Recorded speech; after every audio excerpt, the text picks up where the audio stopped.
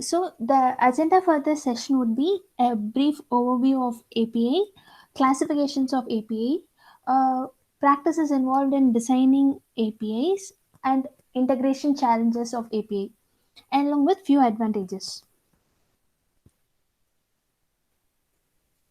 All right. So what is an APA? APA, which stands for Application Programming Interface, is a software intermediary that allows two applications to talk to each other. So there is this application that needs some kind of service to be incorporated, and there is the service provider. They get their things done via API. For example, if you go to a restaurant, you will be the consumer, and the person who's the chef may be the provider, and you order food via a waiter. Like, you won't directly order your food to the chef. So the waiter acts as an API between the you and the chef. So this is just the API is a messenger that delivers your request to the provider that you are requesting it from and delivers the response back to you. The same request response cycle is used when we access web pages in a browser. For example, you are searching for something, you are hitting the browser, and the web browser returns the response back to you. This major difference between an API request and a web page request is what kind of data is provided in the response. For example, the web page request, on like when you search for something, it responds back with a HTML page or CSS, and the API request returns the data in the form of XML or JSON. So, why we need an API in the first place? In simple, APIs are used to allow uh, data transmission from one system to another by creating a connection. Developers need not reinvent anything from scratch. This API lets developers to make repetitive and complex codes, complex processes highly reusable with a just little bit of code. One example can be, instead of building their own mapping, payment, or communication services, apps like Uber or Ola use the best of these programs and connected them all via API. So if you look at the figure here, we'll be the we'll be having an application in our browser. We'll be requesting some kind of service from a server, say here database. This connect and the database returns back a response for our request. This is done via a HTTP connection, which is probably the internet. Please let me know if you have any questions. Uh, so going forward, these are the types of API. So API comes in many forms. They can be classified based on availability or the use case or the protocols. So based on the availability of the APIs, it is classified into private API, public APIs, and partner APIs. Private APIs is something which is solely used within an organization. Some common use case can be an application that's designed only for the employees of the organization. Some application that the organization used to push the sales data. Some sort of applications that are used only within the organization comes under the private APIs. Partner API, which is openly promoted but available only for known business partners. So software integration between two organizations is a popular use case of this classification. Next one is a public API. These APIs are available for third party developers like us. It is divided into two types: open API and commercial API. So, open API, all features of such APIs are public and can be used without any terms and conditions. So, these APIs can be freely used to create and test applications. One example of that kind can be a Twitter API. And the commercial APIs that comes with a subscription period. The one good example of this can be Google Translation API. So we'll be charged for the number of words that we translate using the API. So APIs which are used on as pay as you go basis comes under this classification. So next one is classification according to the system for which they designed. It's of three types, four types: database APIs, OS APIs, remote APIs, and web APIs.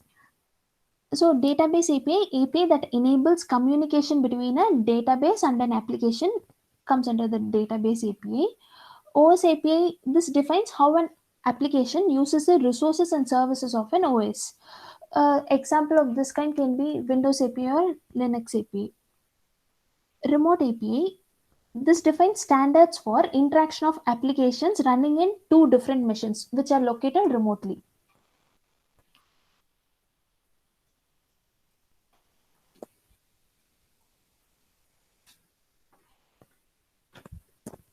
The next one is Web API, the most common ones which we are going to see in our demo also. This provides machine readable data and functionality to be transferred between web based systems. This represents a client server architecture. These APIs mainly deliver requests from the web apps and responses from the server using a HTTP connection or HTTP methods. So developers can use this web APIs to extend the functionality of their own website. For example, Google Maps API enables the addition of a map within an organ for that organization's location. The next classification is based on the protocol. First one is remote procedure call. This just specifies the interaction between a client server based application. The goal of this remote procedure call is just for the client to execute a code on the server. This is tightly coupled and not so highly preferred since it's difficult to maintain it. Then comes the SOAP. It's a lightweight protocol. This specification contains syntactic rules for requests and responses sent by the web apps. It's mostly used to ensure high security of the transmitted data. One such example can be PayPal. Uh, REST APIs. This, unlike SOAP, it's an architectural style for building apps that work over HTTP. These apps use HTTP requests to work with resources. Like, for example, if you look at the figure, uh, we are the client that sends a request to the server via these HTTP methods. Get, post, put, delete are a few of the HTTP methods it's used widely. Then comes the GraphQL. This is a query language for APIs. It allows the client to detail the exact data it needs and simplifies the data aggregation from multiple sources. So, developers can use just one API call to request all the needed data.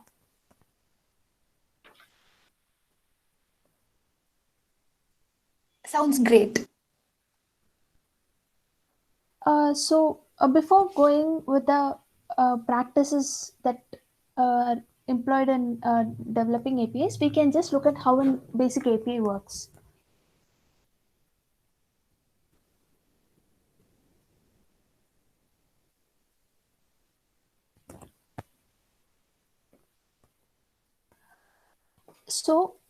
The basic usage of API, like basic need for API, is you need not write any bulk line of codes to incorporate a basic functionality in your application.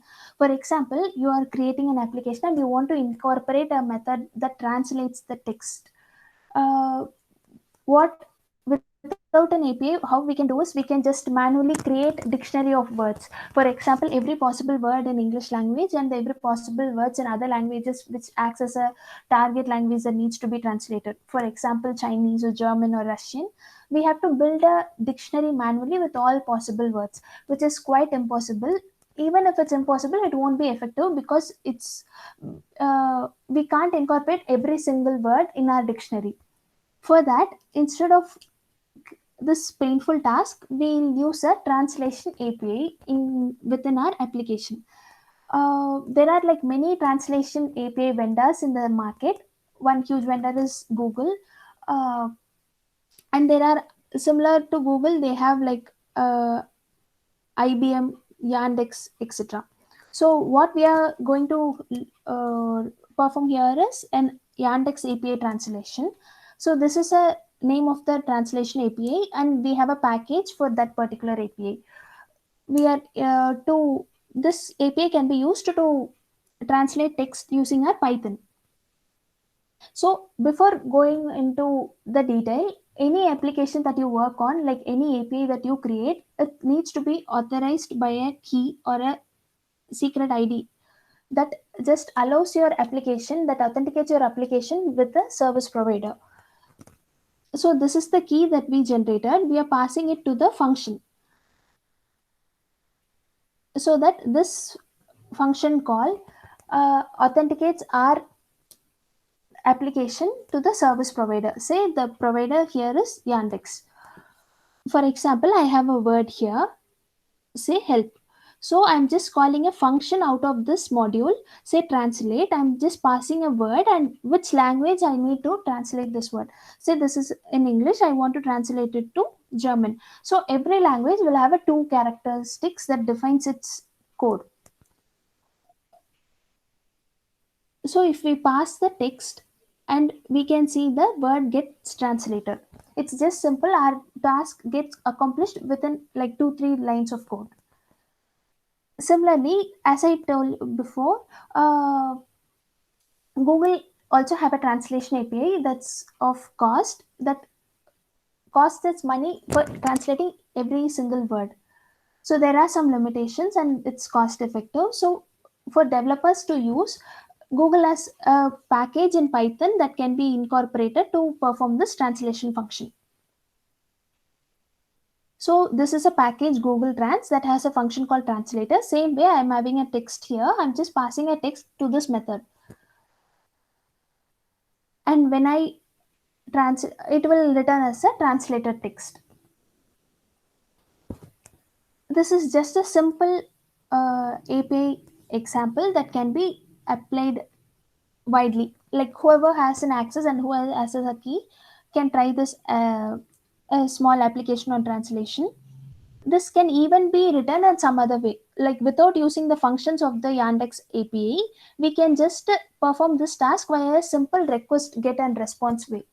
So here we have an API key and we have an URL. So for each, for any API there will be an endpoint. So we'll send a request to that endpoint and that endpoint returns the response back to us.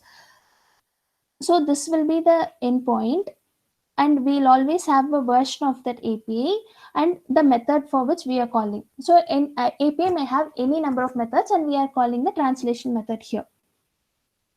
So if at all we are just hitting that URL saying request.get of this URL, we will be getting a response like this saying invalid parameter key, which is something we didn't pass our key to translate a text in this URL.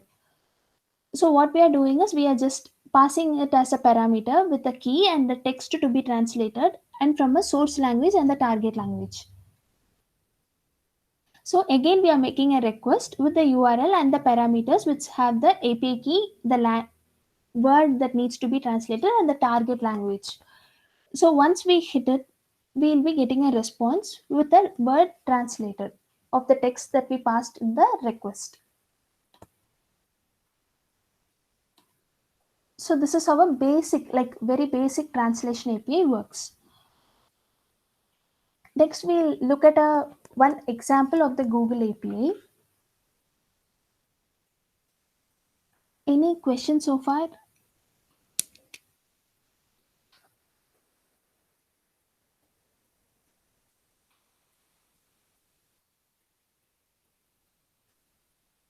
Please feel free to stop me if you have any questions. So our next example would be on Google API.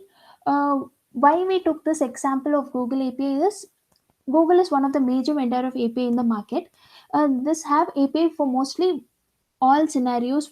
This has API designed for mostly everything. And one more reason why we picked this Google API to provide an example is most of all the Google APIs follow the same pattern in implementing this API into a application. Like the procedure would be same for mostly all of the Google APIs.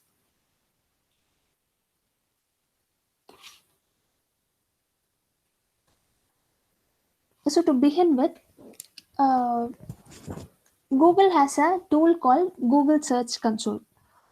So Google already have like more kind of APIs to access their own tools. One such tool is Google Search Console. What this Google Search Console will do is, it will, for example, if you have a website and a person who owns a website, if he needs to optimize the visibility of their website, they can make use of this Google Search Console. This is like a tool that through which we can understand the keyword which drive mostly to the which drives the user mostly to the website. The person who owns the website can know which are all the words that are driving the most number of users to their website. So this is how the Google Search Console looks like. For example, if you have a website and people, for example, there is a website called Apple, and we go search it like an apple in a website, it will direct us to the Apple's page. If at all we searched for an iPad or iPods, it will redirect us to the site of the Apple. So we can figure out like what are all the words that maximum the traffic to the website. So queries are the words here, and from pages. For example, if you are on a online PDF translated converter to Word document, you are in that page, and there is an ad for a PDF converter in that page. If you click on, you will be landed in that particular PDF converters page. So that way, this page has driven a user to your website. So that kind of information will be in this tab, like pages. And countries, from which country most of the traffics are occurring to the website, and from which devices people are using to access your website, say mobile or desktop. All these kinds of information will be there in the search console. So based on this, you can maximize the like you can concentrate on which medium drives the most of the users to your website. What this Google Console will do is, you will be having all these are all called dimensions, and for a particular day, using these particular dimensions, you have received this many clicks, this many impressions, and this many. This is the average CTR, and this is the position. This position is actually in which page the click is made. It just gives the coordinates of the page. So using an API, you can access all this information and you can get all these data into an application, like into an end result application. So for that, there will be like any number of APIs. First, you have to identify what's the name of the API that you need to work on. For example, if at all you need to incorporate translation in your API, you need to understand that the name of the API in the Google would be a Google Translate API. Or for example, we want to extract the data of this Google Search Console. The name of the API here is Google Search Console API.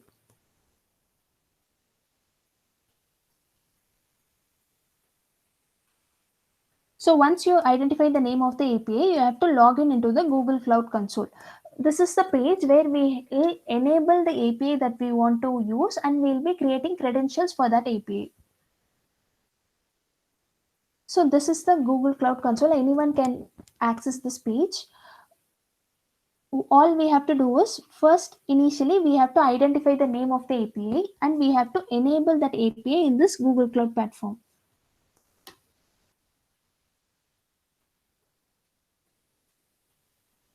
So if you look at this option, it will let us enable the API.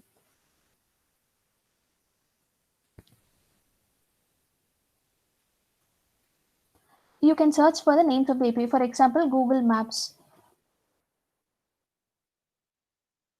You can find the APIs that related to incorporate maps in an application. What we will be looking forward here is Google Search Console API.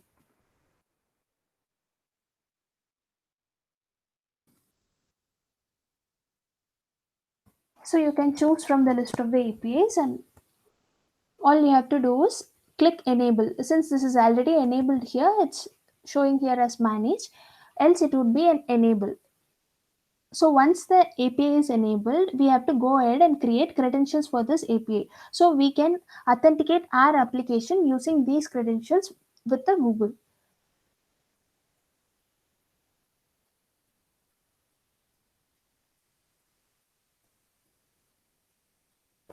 This interface is very user friendly, and this have like quite explanatory options. You can just try exploring this. So once we enabled the API, we have to go ahead and create credentials for our application. Say there will be like three types of keys: API key, OAuth client, and service account key. API keys, if at all you are accessing an information that is publicly available, you can use this API keys. If at all you are accessing information that are like private information, for example, any website's information will be private. That time you have to use the auth client IDs. So if at all your application is a server based application and you have to establish a connection between your server and another server that who provides your service, then at that situations you have to use this service account credentials. So once these credentials are created, you have to go ahead and download the credentials into your local machine and save it into a place where you run the application. So a client secret will be,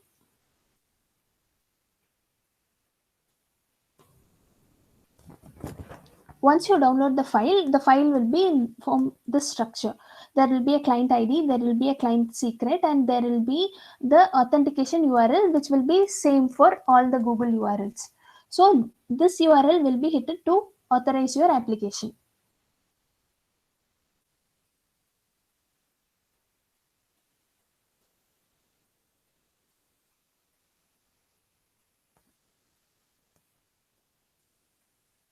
Is everyone clear till this point?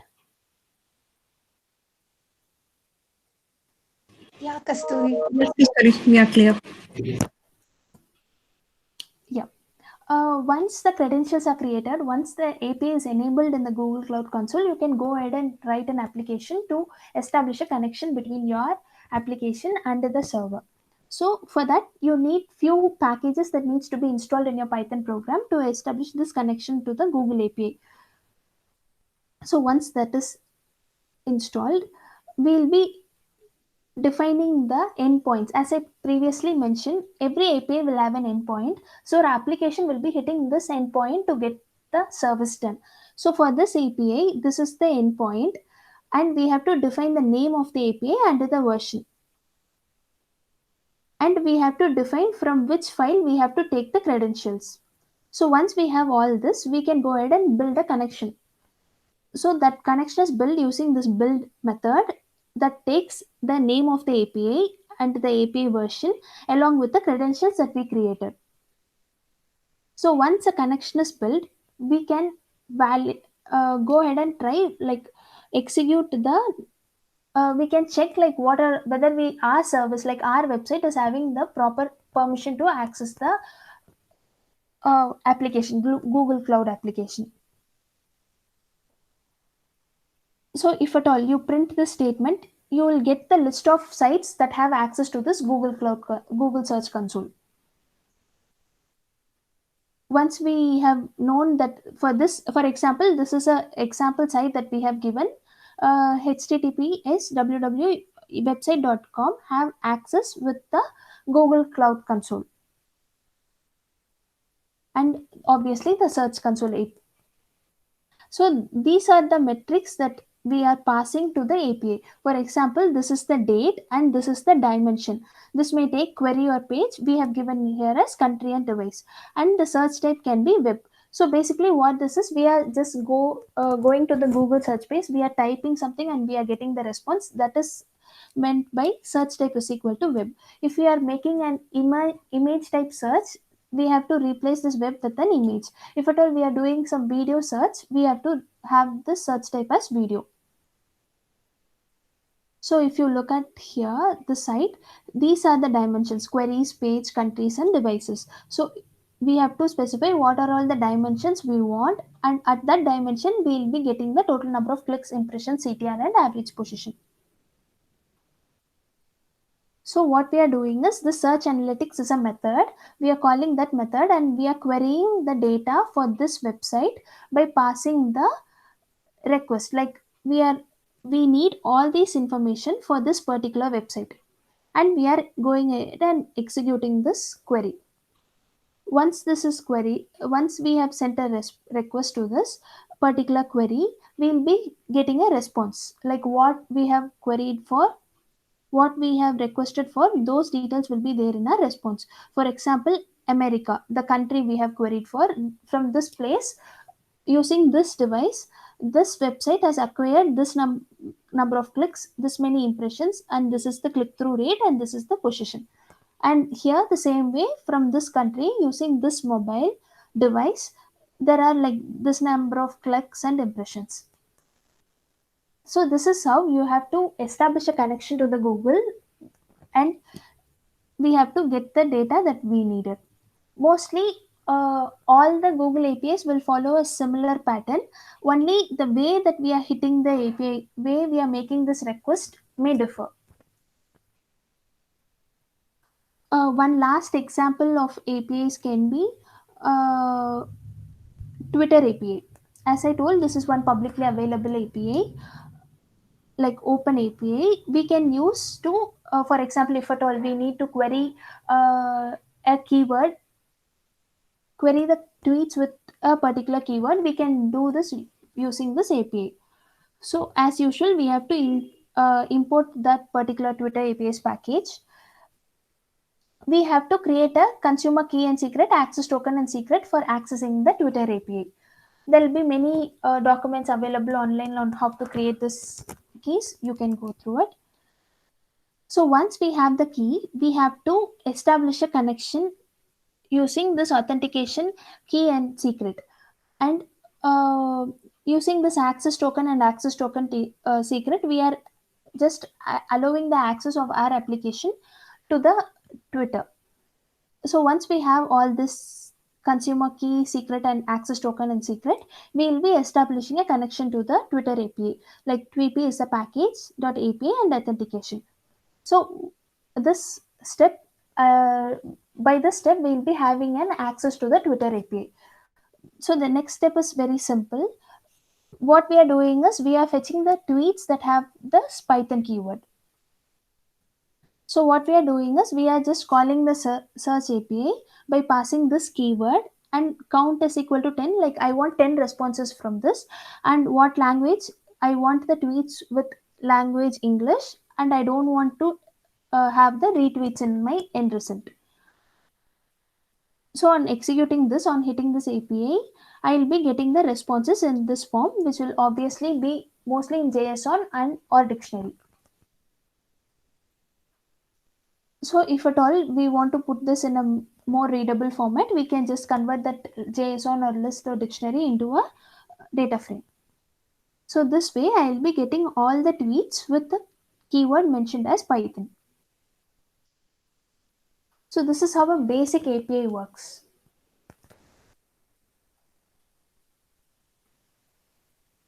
Do you have any questions?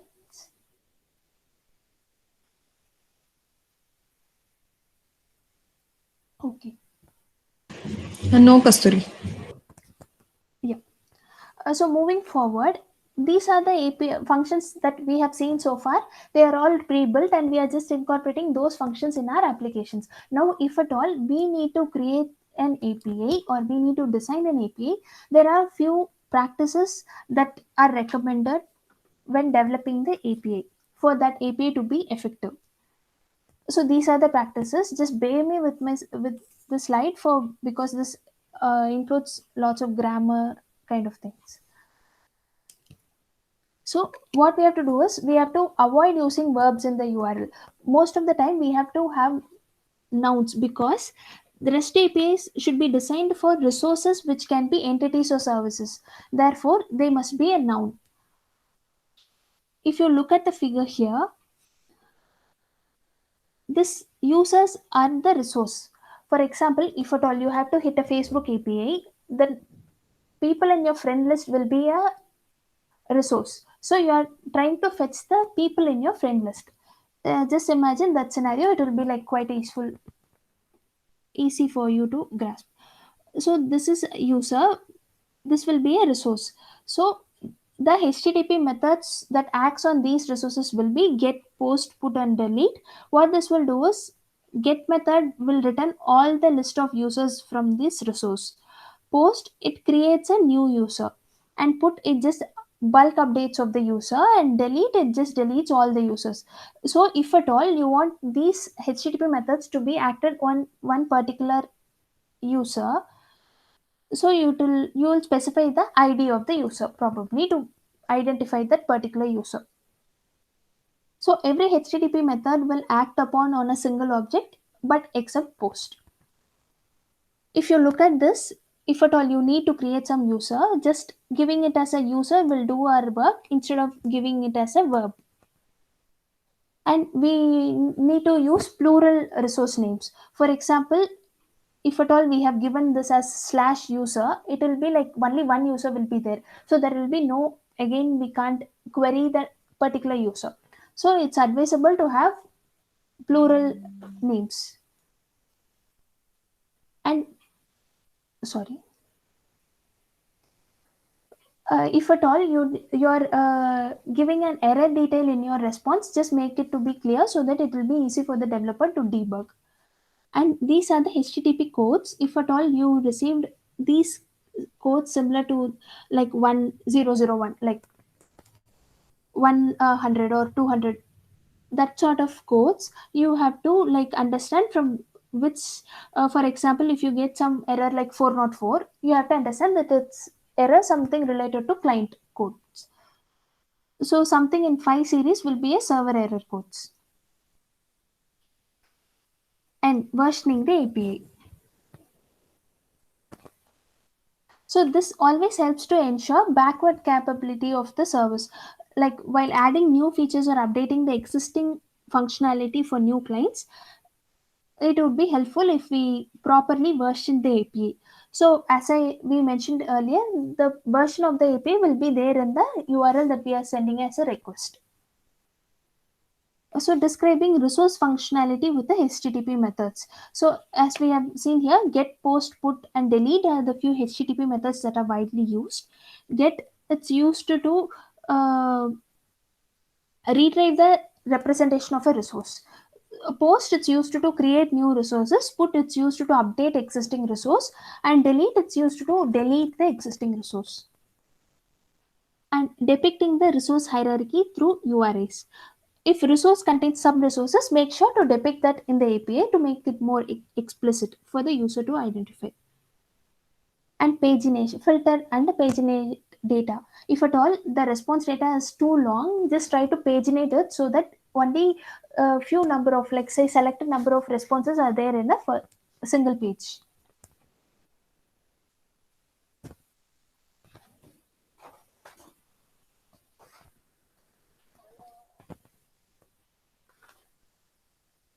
So moving forward, few challenges in API integration.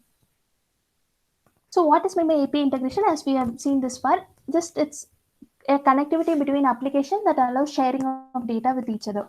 So how this integration works is through the methods that we seen in the previous slide, HTTP methods. This integration happens. Like API is a set of methods that allow performing CURD operations, is something like create, update, and delete operations.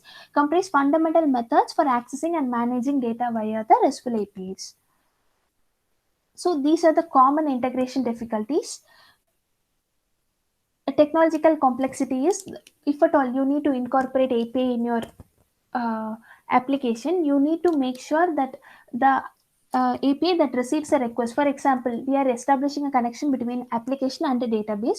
You have to make understand the behavior of the database, like what sort of request it accepts. All this information needs to be known by the developer.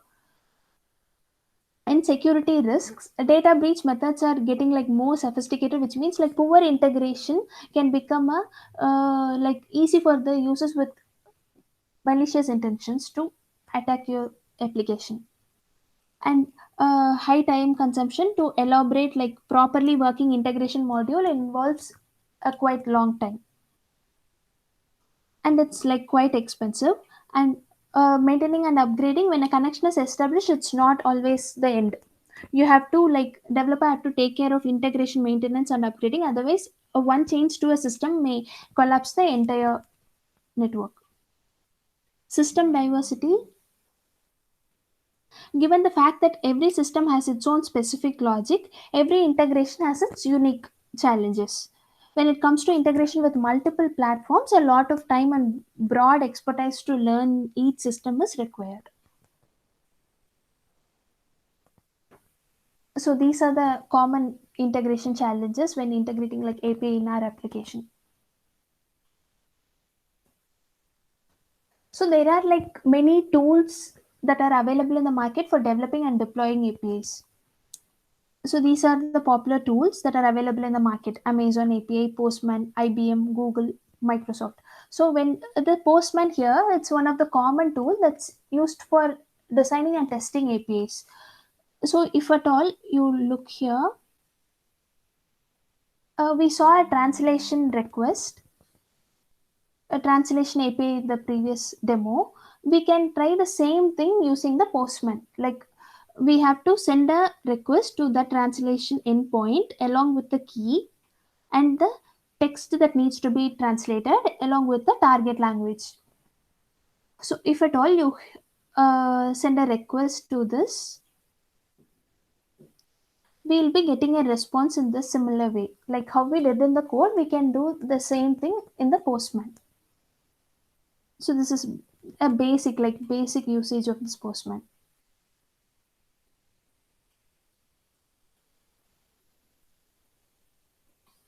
So any doubts so far? Please feel free to stop me if you have any.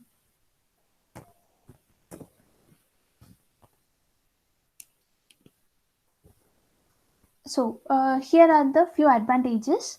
Uh, they can like advantages of incorporating APIs. They can simplify and speed up the software development, and it helps in automating the business and legacy modernization. Like before this API, many systems like were using like some legacy operations to incorporate the functionalities. When it wants to move to the like modern technologies like internet of things, it was like difficult for the legacy system people to shift from legacy systems to this modernized approach. During that time they made this easier using this API lead connectivity, and developers can add functionality from other providers instead of writing something from scratch. And it also helps in easy integration of backend data and the applications, and it promotes innovation. So using API, it helps to anticipate changes. It like if at all there is some change that needs to be incorporated with future, that can be also done using API.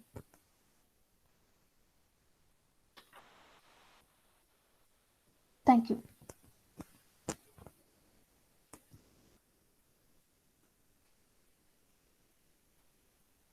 So any questions so far?